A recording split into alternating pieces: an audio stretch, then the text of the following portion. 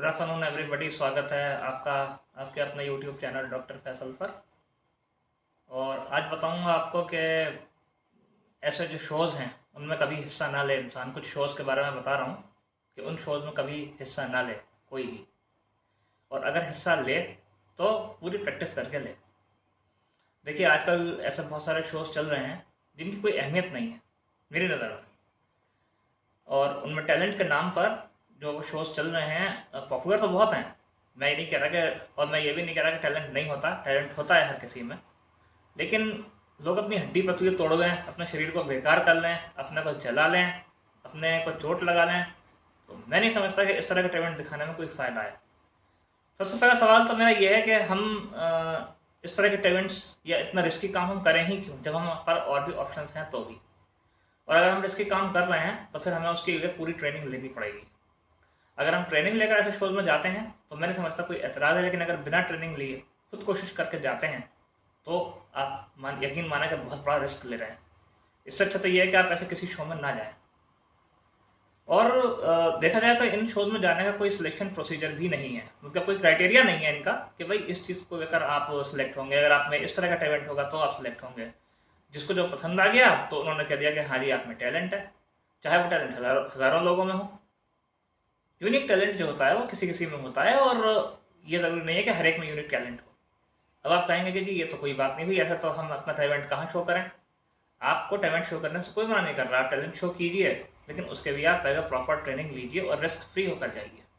क्योंकि इस बात की कोई गारंटी नहीं होती है कि आप जीतेंगे, इस वजह से रिस्क कम से कम लीजिए। मेरा यहाँ कहने का मतलब ये है, इस वीडियो को बनाने का मेरा पर्पस ये नहीं है कि मैं आपको डिस्करेज करूँ कि आपके अंदर टैलेंट है तो आप उसको शो मत करिए।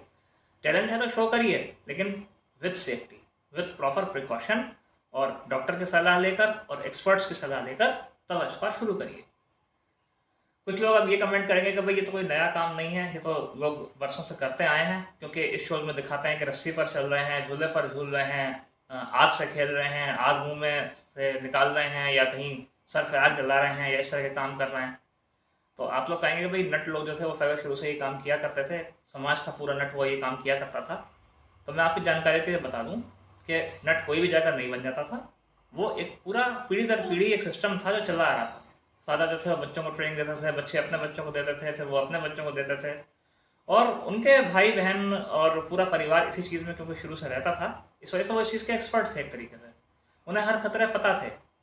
लेकिन आजकल क्या हो रहा है, इन शोज में जाने के चक्कर में लोग तरह तरह के स्टंट खुद करके देख रहे हैं, और खुद करके देखने में बहुत ज़्यादा नुकसान कर रहे हैं। आपको पता है, एक छोटी सी चोट रीढ़ की हड्डी में अगर एक छोटी सी चोट लग जाए तो आपके शरीर को पूरी ज़िंदगी के लिए बेकार कर सकती है। आप कभी भी खड़े नहीं हो सकते उठकर, कभी भी चल नहीं सकते, अपने शरीर के नीचे के हिस्से का आप कभी इस्तेमाल नहीं कर सकते।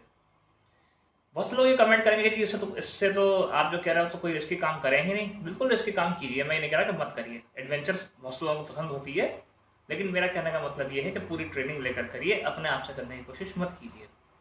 बहुत से लोग सोचते हैं कि ये हमारे अंदर टैलेंट है, जैसे ये कर रहा है तो हम भी कर लेंगे, लेकिन करने के चक्कर में क्या होता है, वो खुद को चोट लगा लेते हैं। कहीं किसी को जंप करते हुए देखते हैं, कहीं किसी को समर शूट करते हुए देखते हैं, कहीं किसी को पुश करते हुए देखते हैं, तो उनको लगता है कि तो हम भी कर लेंगे, कोई इशू नहीं है। लेकिन हकीकत यह है कि हर आदमी हर चीज़ नहीं कर सकता बिना ट्रेनिंग लिए। अगर आप कर सकते हैं तो बहुत अच्छी बात है, लेकिन फिर भी ट्रेनिंग लीजिए, और सेफ्टी को आप हमेशा ध्यान रखिए, सेफ्टी फर्स्ट। और एक छोटी सी बात मैं आपसे कह रहा हूँ कि अगर आप इतना रिस्क ले भी रहे हो और आप किसी ऐसे शो में जाकर जीतते भी हो, तो आप कितना कमा लोगे?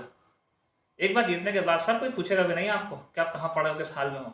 और जीतने के चक्कर में अगर कोई दुर्घटना हो गई तो आपका सारा जीवन बेकार। मान लो आपने लाख 2 लाख करोड़ 2 करोड़ रुपए कमा भी लिए, तो आपको कितने दिन चलेंगे? आपको सारे पैसे पता में पड़े पड़े ठिकाने लग जाएंगे। इस वजह से अच्छा ये है कि जो कर रहे हैं उन्हें करने दीजिए, कौन क्या कर रहा है इसका मतलब मत रखिए, और अपनी कैपेसिटी को पहचानिए, अपने शरीर की कैपेसिटी को पहचानिए। जब आप अपने शरीर की कैपेसिटी को पहचानेंगे तभी आप सही डिसीजन ले पाएंगे कि आपको ये करना है कि नहीं करना है। आप जिस भी स्टंट का चुनाव करें, अगर आपको करने की इच्छा है ही, आप वाकई करना चाहते हैं, तो आप जिस भी स्टंट का चुनाव करें उसको आप एक्सपर्ट से डिस्कस करके, एडवाइस लेकर, और अपने शरीर की कैपेसिटी को देखते हुए करें, और एक्सपर्ट की देख रेख में करें। फिर जब आप उसमें एक्सपर्ट हो जाएं तो फिर आप किसी भी शो में हिस्सा लें, मुझे इसमें कोई ऑब्जेक्शन नहीं है। लेकिन मेरी आपको ये सलाह है कि अपने आप से इस तरह के स्टंट ना करें। खासतौर से जो यंग जनरेशन है आज की, वो इस चीज़ में काफ़ी एग्रेसिव दिखाई देती है कि भाई हम भी कर सकते हैं, अक्षय कुमार जी की तरह या और किसी की तरह कर सकते हैं। मैं मान रहा हूँ कि मैं ये नहीं कह रहा कि नहीं कर सकते, कर सकते हैं, लेकिन बिना एक्सपर्ट एडवाइस के मत करिए। इतनी बुरी बुरी कंडीशन हो जाती है लोगों की सब करने के बाद, किसी के हाथ बेकार हो जाते हैं, किसी के पैर बेकार हो जाते हैं, किसी के शरीर के नीचे का हिस्सा बेकार हो जाता है, किसी की आंतें बेकार हो जाती हैं, कोई पूरी तरह से जल जाता है, किसी की आंखें चली जाती हैं, किसी की सुनने की क्षमता चली जाती है नसों के दबने से। तो इससे अच्छा ये है कि हम वो काम करें जिसमें थोड़ा कम रिस्क है। अगर करना ही यही है, अगर आपने जीवन का अपने मकसद ही बना रखा है कि भाई मैं एक स्टंटमैन बनूंगा या मुझे भाई इसी फील्ड में आगे बढ़ना है, तो फिर आप एक्सपर्ट हो जाकर ट्रेनिंग लीजिए, करिए।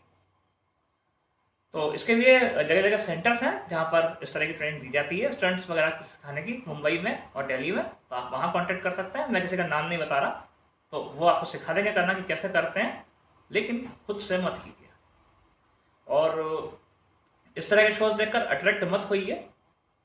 इंसान चाहे तो सब कुछ कर सकता है, nothing is abnormal, nothing is impossible, लेकिन करने का जो तरीका है उसको आप सही तरीके को चुनें, तब करें। तो मैं उम्मीद करता हूँ। अच्छा, और एक चीज़ मैं आपको और बता दूँ कि ज़रूरी नहीं है कि हर शो में जजमेंट फेयर ही हो। मैं किसी एक पर्टिकुलर शो को ब्लेम नहीं कर रहा, मैं एक आम बात आपसे कह रहा हूँ कि ज़रूरी नहीं है कि हर शो में जो रिजल्ट है वो आपके फेवर में ही जाए या जजमेंट फेयर हो। क्योंकि जिस तरह से हर जगह आप देख रहे हैं कि जो न्याय है वो थोड़ा कम होता जा रहा है, जो फेयर डिसीजंस हैं वो कम होते जा रहे हैं, इस तरह से टीवीज और सीरियल्स और ये सब शोज वगैरह भी इनके शिकार हैं।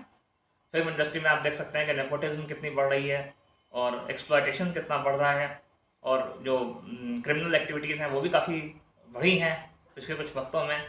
जो माफिया है उसका काफ़ी बड़ा रोल रहा है फिल्म इंडस्ट्री में शुरू से ही, हम सब जानते हैं ये बात। तो इन सब बातों को ध्यान में रखते हुए इन चीज़ों को मेरे हिसाब से तो अवॉइड करना ही ठीक है, लेकिन फिर भी यदि आप करना चाहें तो प्रॉपर ट्रेनिंग लेकर करें। मैं उम्मीद करता हूँ इस वीडियो से ज़रूर आपको सीखने को मिला होगा। अगर ये मेरी वीडियो आपको अच्छी लगी हो तो आप इसको लाइक कीजिए, मेरे चैनल को सब्सक्राइब कीजिए, और कुछ कमेंट करके मुझे बताइए कि आप इस बारे में क्या राय है, इस तरह के शोज़ को हमें प्रमोट करना चाहिए या नहीं, और इस तरह के शोज़ में हमें जाना चाहिए या नहीं। मैं मिलता हूँ आपसे अगले किसी वीडियो में, तब तक के लिए बाय।